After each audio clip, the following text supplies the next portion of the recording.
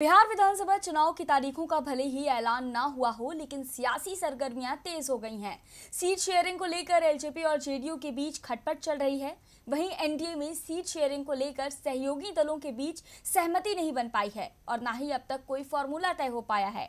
ऐसे में बिहार का राजनीतिक समीकरण बिगड़ता नजर आ रहा है। कयास तो ये भी लगाए जा रहे हैं कि इस बार एलजेपी का हिस्सा भी घट सकता है। तो क्या कहता है बिहार एनडीए का समीकरण, देखिए इस रिपोर्ट में।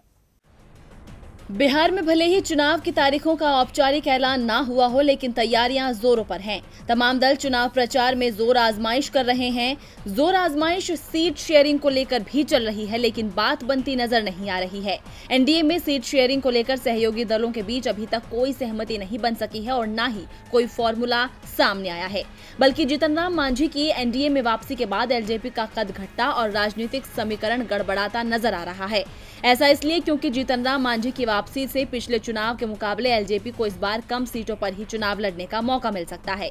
ऐसे में संतोषजनक सीट बंटवारा करना और भी मुश्किल होगा, क्योंकि इसी मुद्दे को लेकर तो एलजेपी प्रमुख चिराग पासवान तल्ख तेवर अपनाए हुए हैं।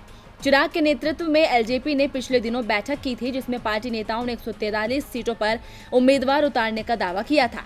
ऐसे में बीजेपी अध्यक्ष जेपी नड्डा और बिहार के पार्टी प्रभारी भूपेंद्र यादव ने मुख्यमंत्री नीतीश कुमार से मुलाकात कर एनडीए में सीट शेयरिंग को लेकर सहमति बनाने की कवायद की। जेपी नड्डा ने साफ कहा था कि एलजेपी गठबंधन का हिस्सा रहेगी और भरोसा दिलाया कि चुनाव में सम्मानजनक समझौता होगा। आपको बता दें कि 2015 में हुए विधानसभा चुनाव में एनडीए की सीट शेयरिंग में एलजेपी को 42 सीटें मिली थी।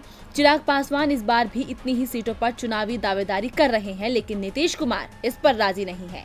243 विधानसभा सीटों में से बीजेपी 100 सीटों पे कम से कम चुनाव लड़ने को तैयार नहीं है, तो जेडीयू भी 110 से 120 सीटों पर अपनी दावेदारी कर रही है। ऐसे में एनडीए में जीतन राम मांझी और चिराग पासवान की पार्टी बचती है।